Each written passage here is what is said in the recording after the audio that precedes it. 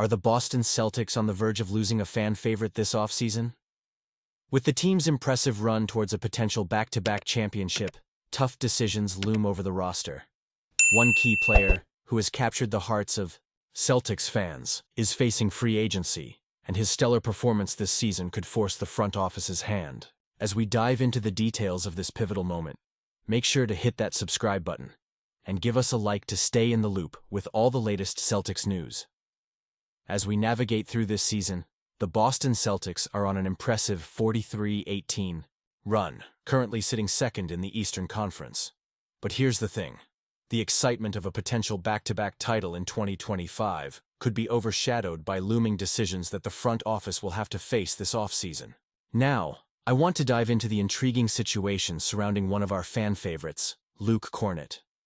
Kornet has been a pivotal figure off the bench since joining us in 2022. His reliable presence in the paint has been instrumental, especially given his current contract of just $2.8 million this season. That's a steal for the contributions he's been making. We've seen him evolve significantly from his early days with the Knicks, where he was chucking up three-pointers like it was going out of style. This season, he's shifted his focus entirely, only attempting one three-point shot. Why? Because he understands his role.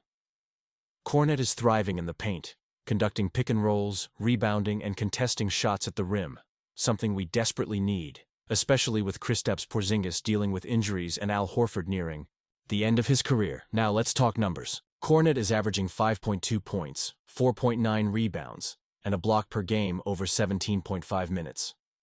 Those aren't superstar stats, but they don't need to be when you look at how he fits into the Celtics system. He's making the most out of his minutes, and with Horford's age and Porzingis' injury history, Kornet is stepping up when we need him the most. This offseason, though, presents a conundrum. With Al Horford and Torrey Craig also set to hit free agency, the Celtics are going to have to make some tough decisions about their front court. Here's where my thoughts get a bit tangled. Kornet has been showing enough promise this season that he could command a heftier contract in the offseason. Do the Celtics bring him back and make that financial commitment? Or does he take a smaller deal to stay with us and compete for more titles? Honestly, I'm torn. On one hand, it would be a shame to lose a player who has become a reliable part of our bench. On the other, we have to be smart with our salary cap if we want to stay competitive in the long run. And then there's Neemias Queta, who is also under contract for next season. He hasn't quite found his place in the rotation, which leaves us with questions about the depth of our center position moving forward. Will Kornet's strong finish to the season force the Celtics' hand? If he keeps playing like this, he might just do it. As we look ahead, the Celtics are in the midst of a 7-game homestand, and we've got some big games coming up against the Lakers and the Thunder. These matchups are going to be crucial for our playoff positioning, but they also showcase how well our roster can gel. The chemistry among stars like Tatum, Brown, White, Porzingis, and Holiday is paramount.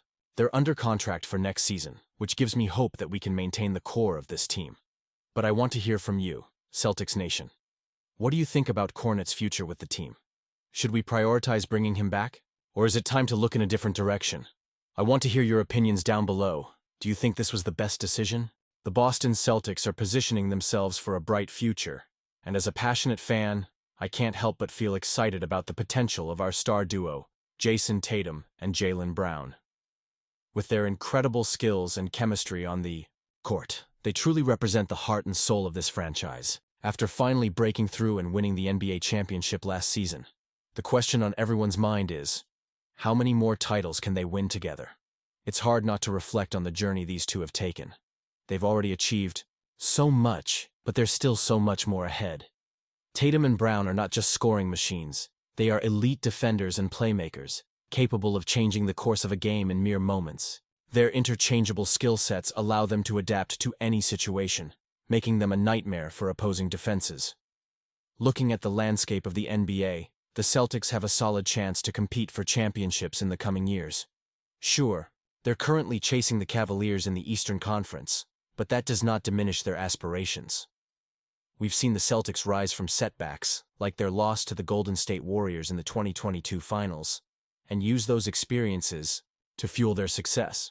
That perseverance is a hallmark of this franchise, and it's only going to make Tatum and Brown even hungrier for more titles. The consensus among analysts seems to be that while 3 championships might be the most realistic target for this, duo 4 could be within reach if everything aligns perfectly. That's a daunting comparison when you think about what the Warriors accomplished with Steph Curry. But honestly, as a devoted fan, I can envision Tatum and Brown lifting multiple trophies together. What about the contracts they're on? Both players are locked in for the foreseeable future, which means they're not going anywhere. The Celtics have built a foundation around them, and that stability is key as we look towards the next 5 to 7 years. This is the window of opportunity we've been waiting for, and both Tatum and Brown are ready to seize it. Now, let's talk numbers. Tatum is averaging an impressive 26.8 points, along with 8.8 rebounds and 5.8 assists per game. Brown, too, is putting in work with 23.2 points, 6 rebounds, and 4.7 assists. When you have 2 players performing at such a high level, it's hard not to feel optimistic about our chances in the playoffs. The synergy they share on the court is palpable, and it's that kind of energy that can carry a team deep into the postseason. But I have to ask, do you think this was the best decision? Honestly, I'm torn. While it's thrilling to think about the potential success, I also recognize the fierce competition in the league. Teams like the Milwaukee Bucks and Miami Heat are not going anywhere. Our Celtics will have to bring their A-game to stay at the top. It's vital for the organization to continue surrounding Tatum and Brown with the right pieces. The recent acquisition of players like Drew Holiday and Kristaps Porzingis could be game changers. However, it's also a delicate balance. We don't want to disrupt the chemistry that has made this team so successful, right? These strategic moves can have lasting implications for the franchise and the fan base. Are we building a dynasty, or are we just making short-term gains? As I think about the future, I can't help but feel a mix of excitement and anxiety. The Celtics have a chance to create something special, and I want to see them capitalize on it. So, what do you think? How many championships can Tatum and Brown win together? I want to hear your expectations and thoughts in the comments below. As a passionate Celtics fan, I believe we should be aiming high.